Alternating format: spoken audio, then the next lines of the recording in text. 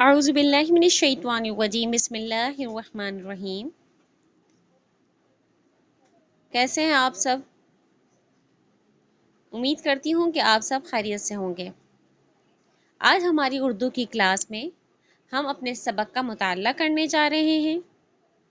جس سبق کا مطالعہ کرنے جا رہے ہیں وہ ہماری درسی کتاب کے صفحہ نمبر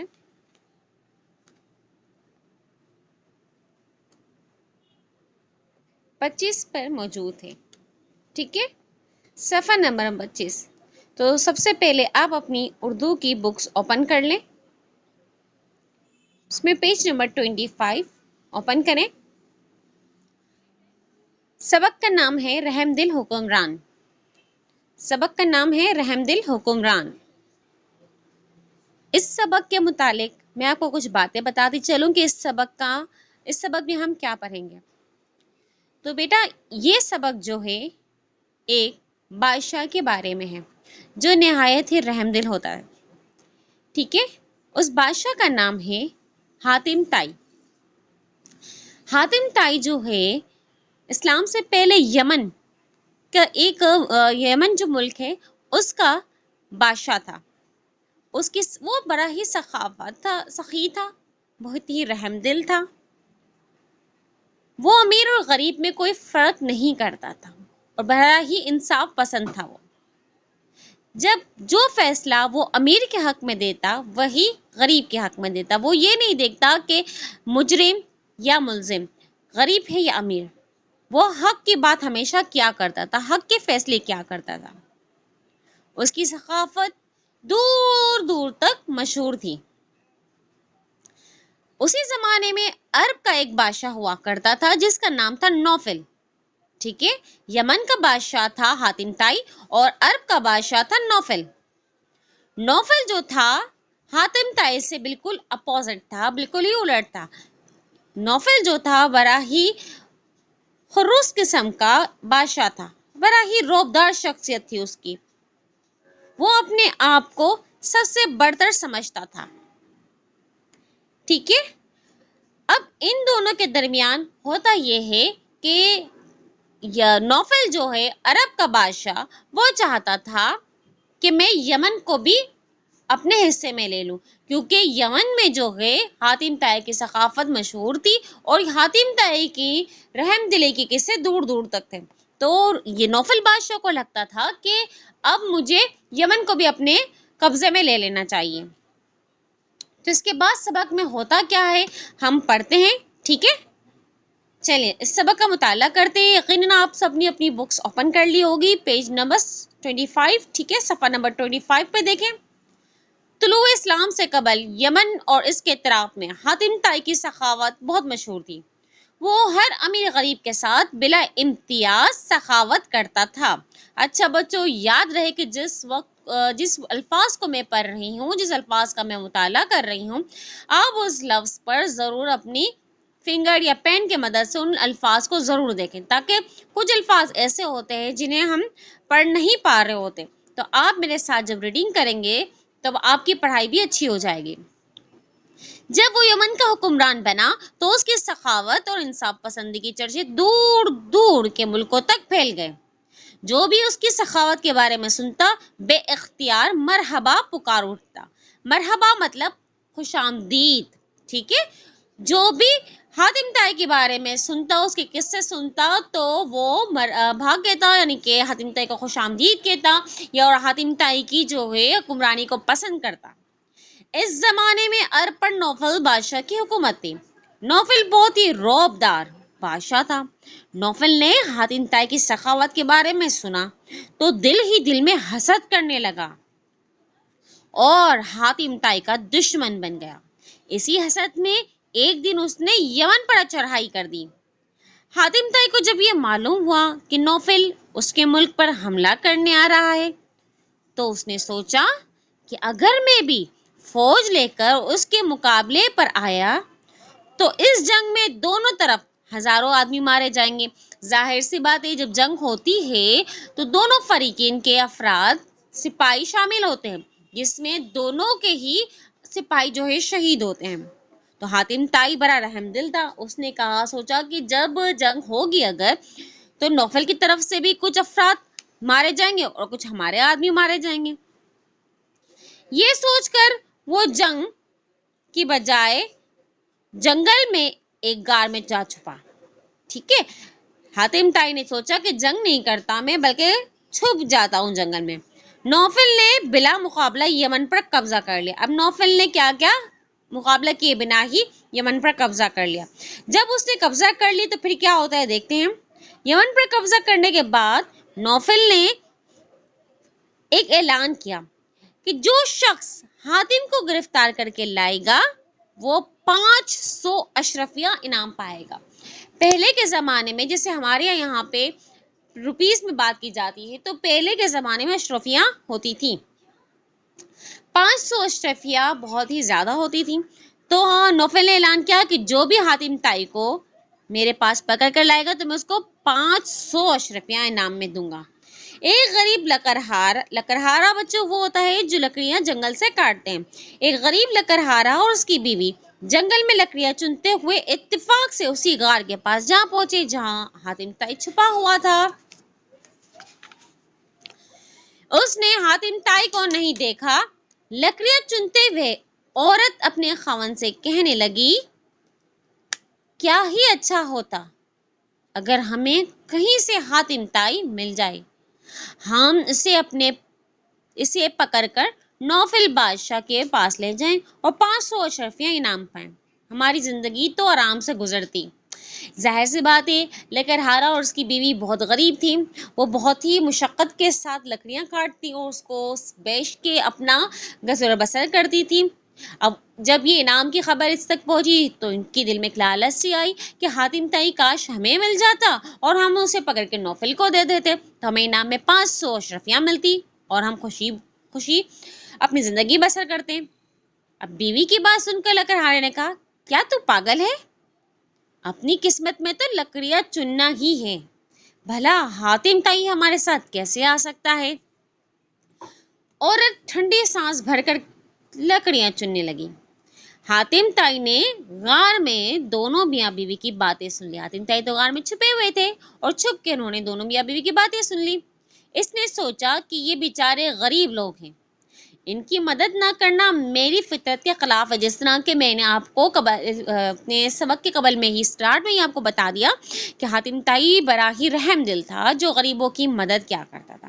تو جب اس نے یہ صورتحال دیکھی کہ لکڑہارا اتنا غریب ہے تو اس کی مدد کرنا چاہا، وہ فوراً غار سے نکلا، ان کے سامنے آ کر کہنے لگا، میں حاتم طائی ہوں، تم مجھے نوفل کے پاس لے چلو، 500 اشرفیہ انعام میں تمہیں مل جائیں گی۔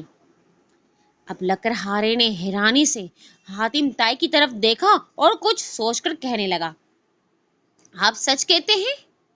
میں آپ کو گرفتار کروا کے نوفل سے انعام تو حاصل کر سکتا ہوں، مگر نوفل آپ سے اچھا سلوک نہیں کرے گا، آپ ہمارے بادشاہ ہیں، میں لالچ میں آ کر آپ کو دشمن کے حوالے نہیں کروں گا، مجھے ایک دن مرنا ہے اور مرنے کے بعد خدا کو کیا منہ دکھاؤں گا۔ اب یہاں دیکھیں بچوں، تھوڑی دیر کے لیے تو لکڑہارے کی بیوی کے دل میں ایک لالچ سے جاگی تھی کہ ہم اس کو گرفتار حاتم طائی کو کر لیں اور نوفل سے انعام لے لیں، لیکن جب حاتم طائی سامنے آیا تو ان کا ضمیر جاگ اٹھا۔ لکڑہارے نے کہا، نہیں، میں ایسا نہیں کر سکتا، کیونکہ جب میں آپ کو نوفل کے حوالے کر دوں گا تو نوفل تو آپ کے ساتھ بدسلوکی کرے گا اور آپ تو بہت رحم دل، بہت ہی سخی بادشاہ ہیں، اگر میں ایسی گستاخی کرتا ہوں تو پھر اللہ تعالیٰ کو میں کیا جواب دوں گا؟ ٹھیک ہے، یہ خیال جو ہے لکڑہارے کے دل میں آتا ہے۔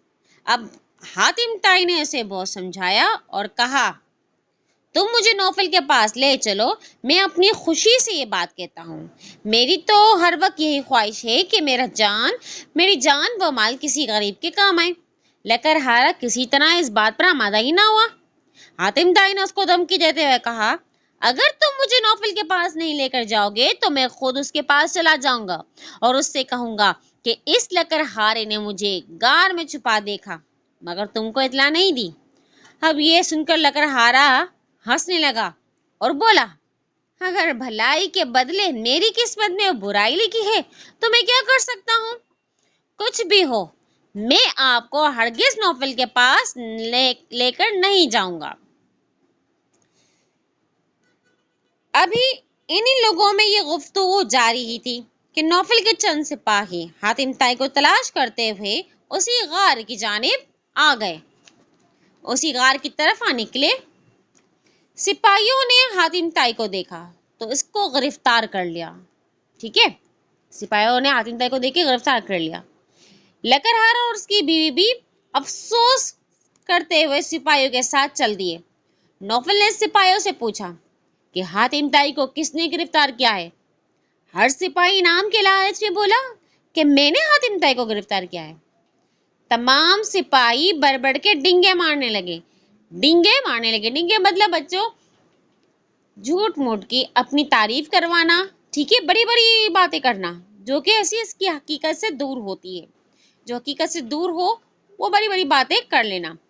ہر کوئی یہ دعویٰ کرتا ہے کہ حاتم طائی کو اس نے پکڑا۔ لکڑہار اور اس کی بیوی دونوں ایک طرف چپ چاپ کھڑے تھے، ان کی آنکھوں میں حاتم طائی کے لیے ہمدردی کے آنسو تھے، کیونکہ انہیں معلوم تھا کہ اب نوفل حاتم طائی کے ساتھ اچھا سلوک نہیں کرنے والا۔ جب سب سپاہی شیخیاں مار کر خاموش ہو گئے، شیخیاں بھی ڈنگے مارنا، بڑی بڑی باتیں کرنا، ٹھیک ہے، اپنی تعریفیں کرنا، خاموش ہو گئے تو حاتم طائی نے نوفل سے کہا، اے نوفل، یہ سب جھوٹے ہیں، مجھے تو یہ لکڑہارا پکڑ کر لایا ہے، 500 اشرفیہ اسے ملنی چاہیے۔ نوفل نے لکڑہارے سے وضاحت پوچھی تو لکڑہارے نے جنگل کا تمام واقعہ سچ بیان کر دیا۔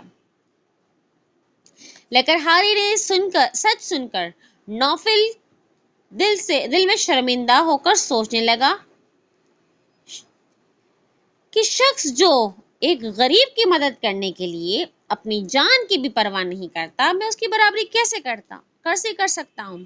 اب نوفل کو جو ہے اس کا ضمیر جاگ اٹھا۔ اب نوفل کو یہ خیال آیا کہ حاتم طائی تو بڑا سخی ہے، بڑا رحیم دل ہے، وہ ایک غریب لکڑہارے کو بچانے کے لیے اپنے آپ کو میرے حوالے کر رہا تھا، مطلب کس لیے کہ غریب کی مدد ہو جائے، وہ تو اپنی جان کو داؤ پہ لگانے پہ تلا ہوا تھا۔ تو میں